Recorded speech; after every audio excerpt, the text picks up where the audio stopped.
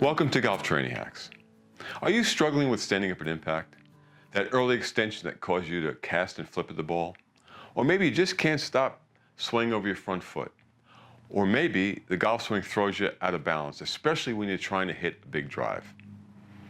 Well, if that's you, you're not alone. So many recreational golfers struggle with those issues. And one of the reasons is that they can't control the rotational velocity in the golf swing. Now, there's a lot of force in the golf swing that are trying to pull you out of position, trying to get you out of your hip hinge, trying to get you out of rotating around that neutral stable spine, trying to pull you out of the spine angles that you need to keep to make consistent shots. So, to control the rotational velocity, clearly you need lower body strength. You need leg strength and hip strength. But you also need torso strength. So let's see why. So let's see why improving your torso strength is going to help you improve your ability to control the rotational velocity in the golf swing. So we're going to do a couple of balancing tests. Now you can do these with me or you can do these at another time. All right, so they're simple tests, but they're going to illustrate what's going on in our torso and the muscles and how our muscles are calibrating to keep us in balance and upright. So first I want you to put your hands on your torso, kind of spread them out so you can feel a lot of muscles, and we're just going to do a balance test, a single leg balance test. So all you're going to do is raise this leg, right? And you're going to try to balance. Now, when you're holding your torso, you're going to feel the muscles kind of calibrating.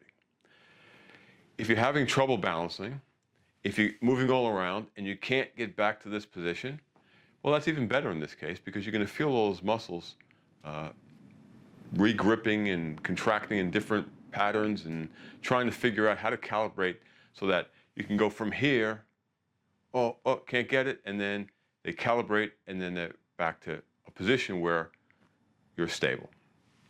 Okay, so that's one. Now let's do a hop test, same thing. Feel those muscles and do a little hop and see how they feel. You can probably feel little twitches or little contractions to keep them upright as you kind of wobble a little bit. Now again, if you can't hold this, if you're going all around and you can't seem to get up, muscles are contracting, I still can't get it, now I seem to be able to stabilize. So I can feel those muscles twitching and contracting and grabbing and trying to find a movement solution that's going to work to keep me upright.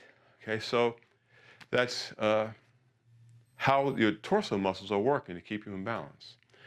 So let's say we try another exercise or another test that we pre-stiffen our torso muscles first and see what happens. So take a little breath, get tight, and then go into your balance test with a pre-stiffened torso. Well, it should be easier for you to reach that balance position. Now, what if your neuromuscular system can do that without you thinking about it, unconsciously? Well, in fact, it can, and it's called reflexive strength.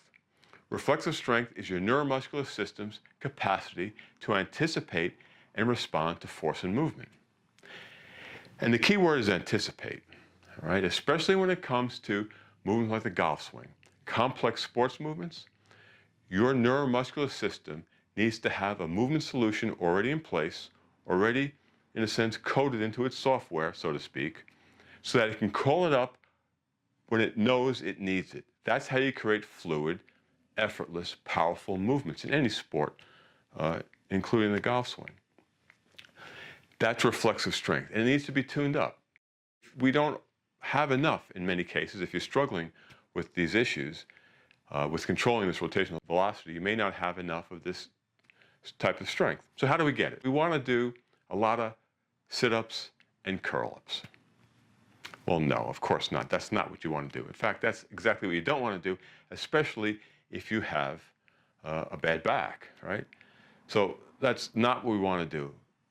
We don't do a lot of this in the golf swing, right? There's not all of that.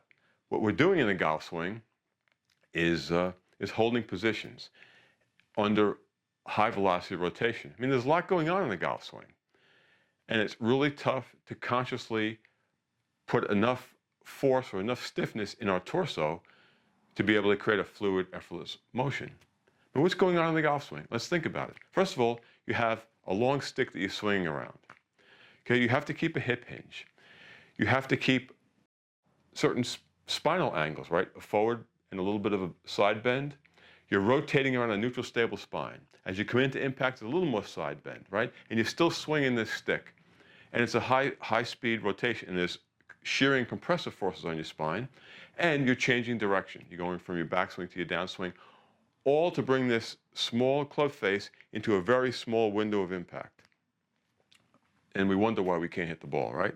So there's a lot going on, and you can't consciously calibrate just enough stiffness to protect your spine and to keep these spine angles into impact. It has to happen unconsciously. And if you're struggling with early extension or swaying over your front foot, or you just get out of balance a lot, you may not have enough reflexive strength in your torso and other things, but we're talking about the torso now, to control that rotational velocity, and it's pulling everything out of balance, right? It's pulling you out of your positions. So it's so important. So how do we build it? Well, first you start with building some isometric strength in your torso using things like planks and side planks. But how do we build reflexive strength into that? There's many types of reflexive strength exercises. Some are very easy, and some are really very challenging and difficult. But a real easy one to start with would be a bird dog. That's where you're on all fours and you're moving one arm and an opposite leg, and then the other arm and the opposite leg are posting up and trying to control that movement. So while you're doing that, your torso and other muscles, but we're talking about the torso now, your torso is reflexively responding to the movement of the opposite arm and leg, and it's trying to create a base against which you can move. And that's a great way to begin to start improving reflexive strength. So if all the drills and lessons and practice aren't helping you with improving your swing and getting out of swaying over your front foot and that early extension and casting and whatever else is the problem, it may be that you don't have enough reflexive strength in your torso to control the rotational velocity, or help you control the rotational velocity in the golf swing.